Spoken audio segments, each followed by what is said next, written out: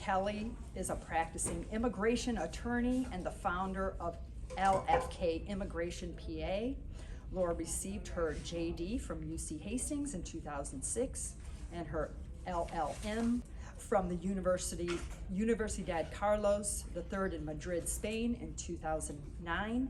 She worked in the area of EU antitrust law in Spain before returning to the United States to focus exclusively on immigration law in 2013. So I want to start off by saying that I am an immigration attorney. I've been an immigration attorney since 2013, and I primarily do deportation defense. So I'm in court, and I represent asylum seekers. So I want to give that the context of where I'm coming from in what I'm speaking on. But that said, so just to give you a little framework, I want to start off with Title 42, talking a little bit about that. I want to talk about public perception, and I'd also like to talk about the Biden administration's policies and how those all interplay together. So Title 42 is a provision that exists in the American and Nationality Act. And prior to the COVID-19 pandemic, the Trump administration was actually looking to use Title 42 to expel migrants from the United States. They were going to use things like chickenpox or tuberculosis in order to expel migrants. And of course, when the COVID-19 pandemic hit, they were ready to go with this provision. So what Title 42 does is it allows the US government to expel migrants from the United States that are apprehended in the United States and to prevent them from entering at points of entry. So when someone is expelled, they're not removed or deported, they're just sent back. So typically they're fingerprinted and sent back, but they don't have that removal order, okay? And this Title 42 provision only applied to certain nationalities, okay? So it was primarily people from the Northern Triangle, Mexico, Guatemala, El Salvador, and Honduras. It should be no surprise that those were the people, those nationalities were the primary border crossers up until the issuance or use of Title 42, right?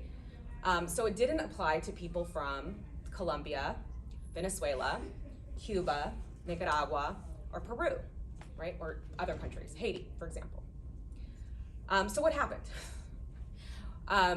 The U.S. government, also did MPP during the Trump administration, the Remain in Mexico policy. I'm not going to get into that because it's no longer in force. But they, used Title 42, and we had a record, or I wouldn't say record numbers of, what can I say? There was the least amount of border crossing in our history for, decades because of these expulsions. And, this, it's the news spread, basically. So what happened is a lot of, I think human smugglers pivoted. And so they sold this, the ability to come into the United States to other nationalities, right? So we had a number of, for example, Peruvian and Colombian border crossings, and this was prior to the political situation in Peru, right? So it's definitely a pivoting, it's as a business.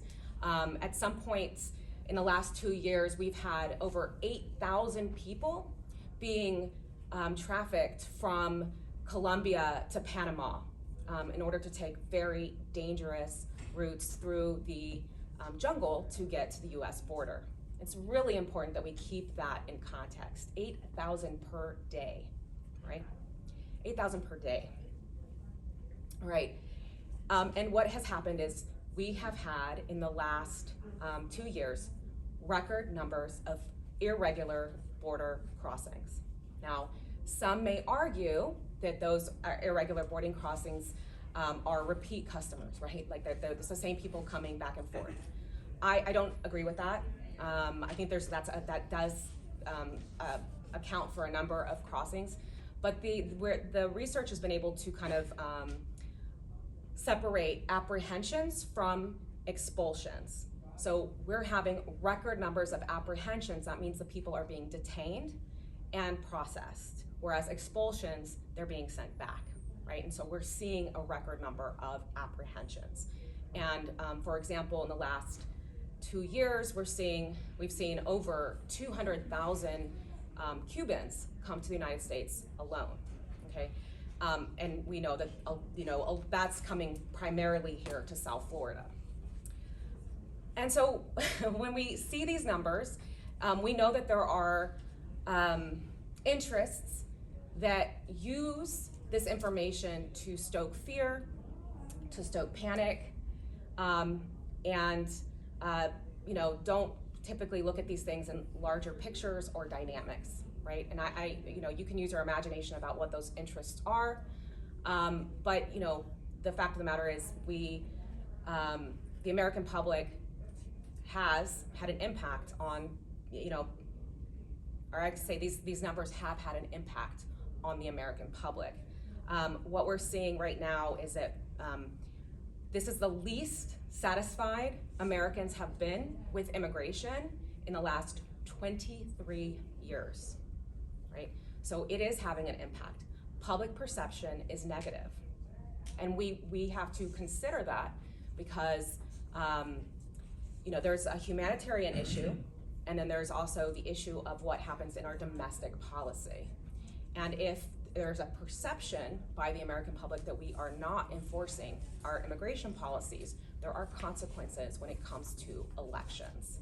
And what happens when we have consequences to elections is that actually that humanitarian issue that we care so much about gets, worsened, right? And so it's very important that we all are able to see this from a big picture and think about consequences rather than knee-jerk responses.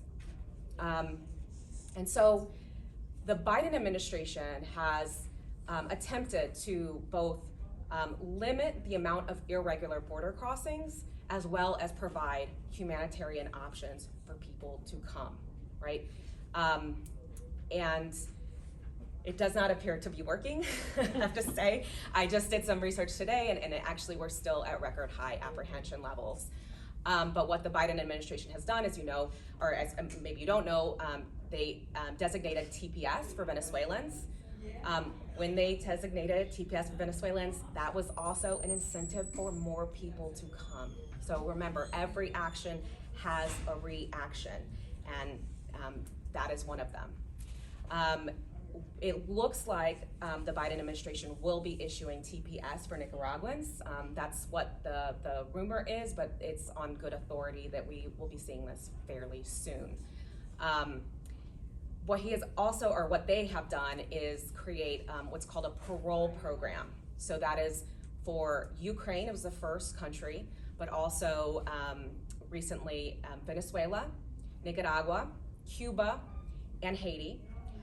Is basically allowing somebody who's been vetted, so right, really important aspect for public perception that the person has vetted, is not, has no criminal history, and has a US or LPR sponsor to make sure that there's someone who's gonna take financial responsibility or economic responsibility for that migrant. And it allows people to come lawfully, legally by plane rather than crossing the border unlawfully. And to remain here for 2 years with a work permit. However, if you crossed irregularly into Panama or Mexico or the United States on or before it was designated for each country, you are not allowed to enter, and you are not allowed to benefit from this program. So the idea of this program was to disincentivize irregular border crossings, and specifically that border crossing that is particularly dangerous at the Darien Pass between Colombia and then into Panama. We are seeing people getting granted these paroles. It's slow going, as you can imagine. There are a number, our immigration system is already at capacity. Having this record number of apprehensions means that these people are being detained, they're being released. There's just not the resources to keep asylum seekers detained, give them credible fear interviews. So basically the whole process that's supposed to be followed cannot be followed simply because the numbers just don't add up.